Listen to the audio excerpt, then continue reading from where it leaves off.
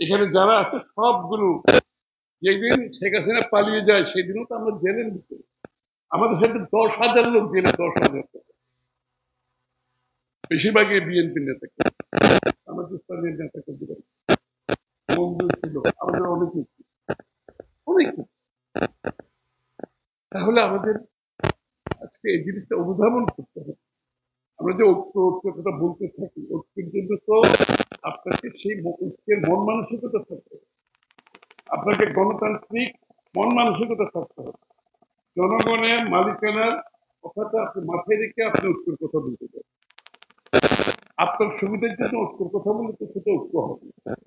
আপনি একদিকে আপনার সব কৃতিত্ব নিয়ে যাবেন, যেখানে সবাইকে অস্বীকার করে আবার বলছেন আপনি গণতন্ত্রের পথে হাঁটতে চাইবেন না, আপনি জনগণের নির্বাচিত সরকার চাইবেন না, আপনি জনগণের মালিকানা ফিরিয়ে দিতে চাইবেন না, তারপরে বলে ঐক্যের কথা। গণতন্ত্র নির্বাচনের সাথে সংস্কারকে মুখোমুখি করবেন, কি জন্য?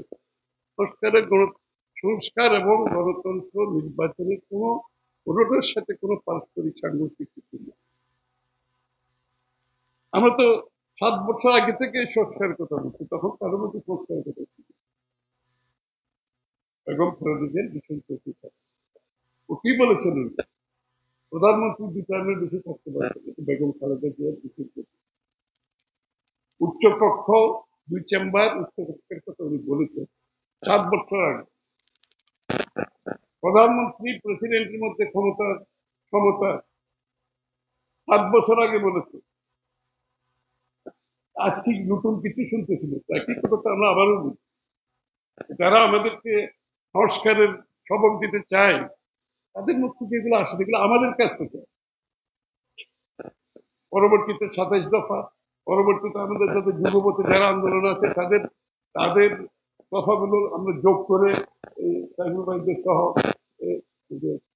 কাছের সহ আমরা এদিকে 31 দফায় নিয়ে গেছি। এবং তারপরেও বলেছে আর যদি কোনো সংস্কারের প্রয়োজন হয় আমরা উন্মুক্ত আছি। দেশবাসীকে বলেছি আপনারা জানান সংস্কার কি আছে, এবং এই সংস্কার নিয়ে আমরা এই প্রস্তাব দিয়েছিলাম। বাংলাদেশের গ্রামে গ্রামে যাচ্ছি, শহরে শহরে যাচ্ছি, ঠাঁই ঠাঁই যাচ্ছি। কই আর যারা সংস্কারের কথা বলছে তারা যাচ্ছে এগুলো, তারা কি জনগণের কাছে নিয়ে যাচ্ছে এগুলো? আমরা তো নিয়ে যাচ্ছি জনগণের কাছে, এখনো চলছে। প্রত্যেক দিন বাংলাদেশের প্রত্যন্ত অঞ্চলে আমাদের একটি সংস্কারের কথা নিয়েছে, কারণ আমাদের কমিটমেন্ট আছে। আমরা এটা আমরা করবো এই জন্য জনগণের কাছে নিয়ে যাবো, চুপ করে বসে থাকবো, বিশ্বাস করে চুপ করে বসে থাকবো। এটা আমরা তো নিয়ে যাচ্ছি, এবং কিভাবে বাস্তবায়ন করবো আগামী নির্বাচন করলে সেটাও বলা আছে যে আমরা একটা জাতীয় সরকারের মাধ্যমে আমরা এই বাস্তবায়ন করবো। তো কারো কাছ থেকে তো পরিষ্কার কিছু আছে না। আমরা তো সবকিছু শুরু থেকে শেষ সবকিছু পরিষ্কার ভাবে বলে দিয়েছি।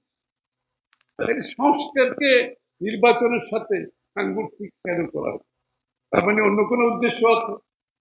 আসলে সংস্কার না, আসলে অন্য কিছু, অন্য মতলব। তারপরে বিচারের কথা আসে, আরে কে বিচার করবে? আমাদের থেকে ভুক্তভোগী, আমাদের থেকে কষ্ট, আমাদের থেকে ত্যাগ কেউ করেছে? ইউনুস সাহেবের সাথে আমাদের ওখানে যে সভা ছিল, আমি বলার চেষ্টা করি, আমি ওখানে ভিতরে বলেছি আপনারা যারা বিচার করতেছেন আওয়ামী লীগের, আপনারা যারা আছেন আমার থেকে বেশি ত্যাগ বেশি আপনাদের কেউ করে।